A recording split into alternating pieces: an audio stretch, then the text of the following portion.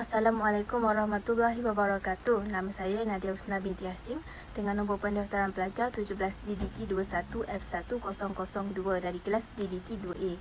Pada hari ini saya dan ahli kumpulan akan membincangkan mengenai zakat pertanian dalam konteks Undang-Undang Syariah Malaysia. Kami akan menerangkan pengertian zakat pertanian, hukum zakat, syarat wajib zakat pertanian, nisbah bayaran zakat dan waktu untuk berzakat. Namun begitu, sebelum kita memahami apa itu zakat pertanian, kita hendaklah memahami apa itu zakat.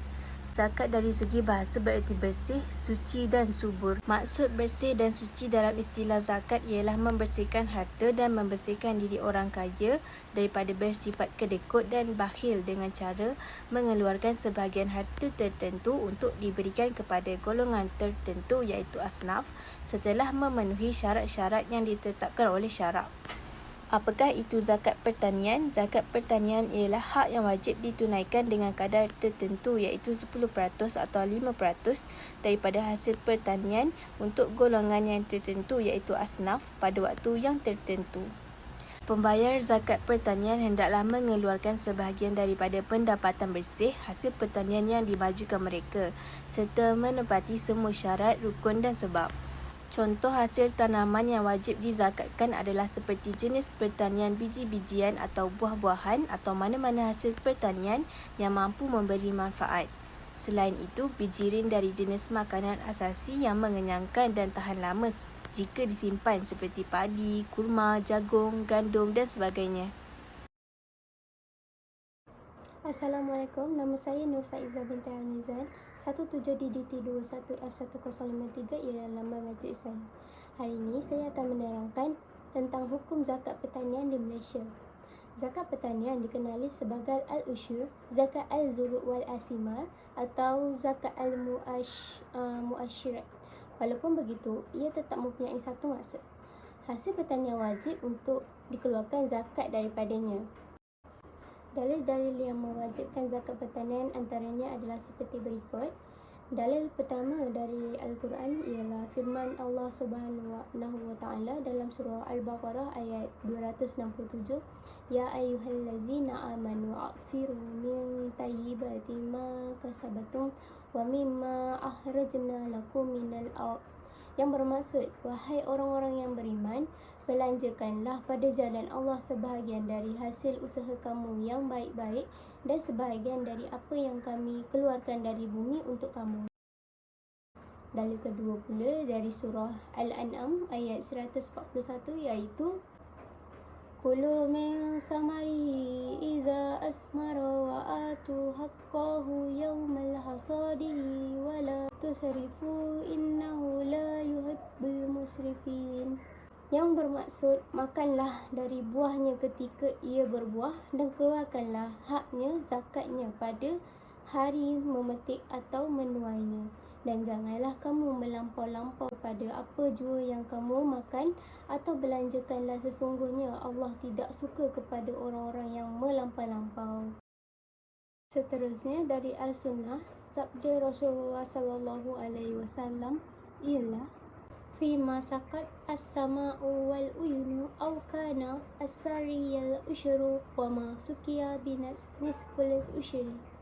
Yang bermaksud, pada apa-apa yang diairi, disirami dengan air hujan, mata air atau air tanah, takungan dikenakan zakat sebanyak 10%, sedangkan pada apa-apa yang diairi dengan tenaga dikenakan zakat sebanyak 5%.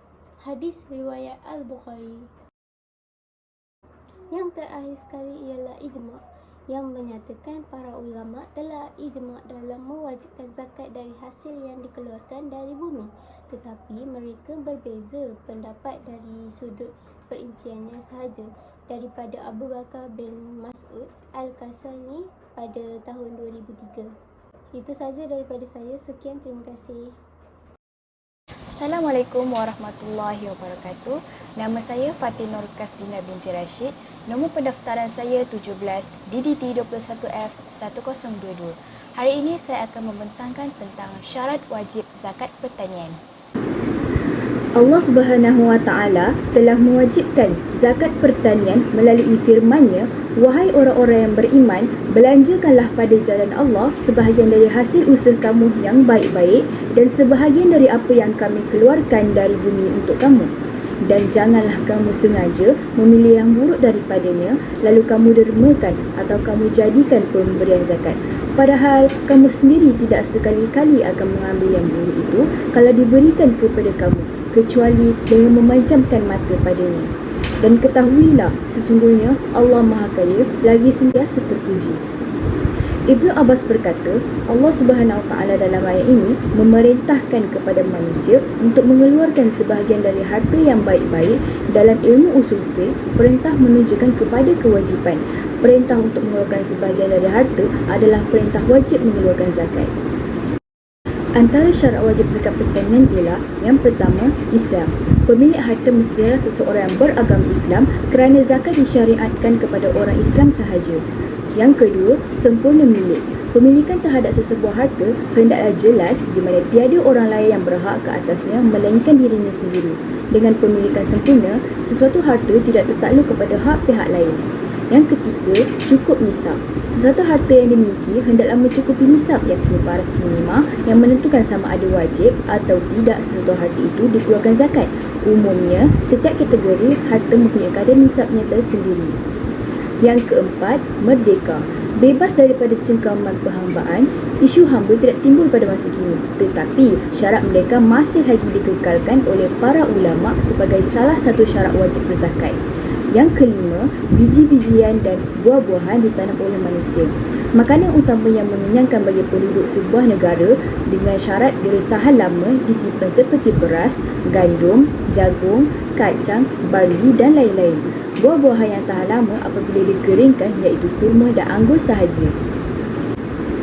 Justeru, kebanyakan ulama salaf berkata di sini ialah zakat yang diwajibkan 1/10 atau 1/20 diriwayatkan oleh Abu Ja'far Al-Tabri dari Anas bin Malik dalam menafsirkan ayat berkata, yang dimaksudkan ialah zakat yang diwajibkan.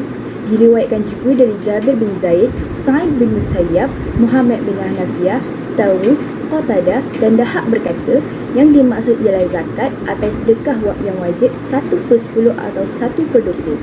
Walaupun berbeza lafaz, akan tetapi maksudnya sama. Assalamualaikum warahmatullahi wabarakatuh. Nama saya Nik Nur Syahira binti Masrum dari kelas DDT 2A, nombor pendaftaran 17 DDT 21F1014. Saya akan menerangkan nisbah bayaran zakat pertanian. Semua sedia maklum bahawa pembayaran zakat wajib untuk semua umat Islam. Bayaran hasil pertanian tidak perlu menunggu setahun kerana hasil pertanian dikutip apabila tiba waktu menuainya. Jika pertanian menggunakan tenaga manusia atau binatang atau jentera, maka perlu membuat bayaran berkadar 5% atau 1/20. Jika pertanian bergantung kepada jirusan air atau aliran air, maka perlu membuat bayaran berkadar 10% atau 1/10. Jika pertanian menggunakan dua-dua kaedah di atas, maka perlu membuat bayaran sebanyak 7.5%. Kesimpulannya, pengusaha perlu mengetahui jumlah bayaran yang dikenakan kepadanya agar hutang-hutang zakat dapat dilangsaikan. Kerana zakat adalah sebahagian daripada rukun Islam, iaitu rukun Islam yang keempat. Itu sahaja dari saya. Sekian, terima kasih. Assalamualaikum warahmatullahi wabarakatuh. Nama saya Nur Izzah Alia binti Muhammad Nazif. Nombor matrik saya adalah 17 DDT 21F1020. Pada slide ini saya akan membicarakan tentang waktu untuk kita mengeluarkan zakat bagi zakat pertanian mengikut undang-undang syariah di Malaysia. Waktu untuk kita melakukan zakat pertanian adalah setelah hasil pertanian dikutip apabila tiba waktu menuai dan diproses. Disebabkan itu, zakat pertanian dikecualikan daripada ketetapan haul yang bermaksud batas waktu. Berdasarkan firman Allah Subhanahu Wa Taala, dan keluarkanlah haknya, iaitu zakatnya pada hari memetik atau menuainya. Surah Al-An'am ayat 6. Kesimpulannya, zakat adalah satu bidang yang penting dalam Islam. Ia bukan sahaja ibadah sebagai bukti ketaatan kepada Allah, bahkan ia mendatangkan kemaslahatan dalam kehidupan umat Islam. Memperkasakan zakat sama seperti memperkasakan umat Islam.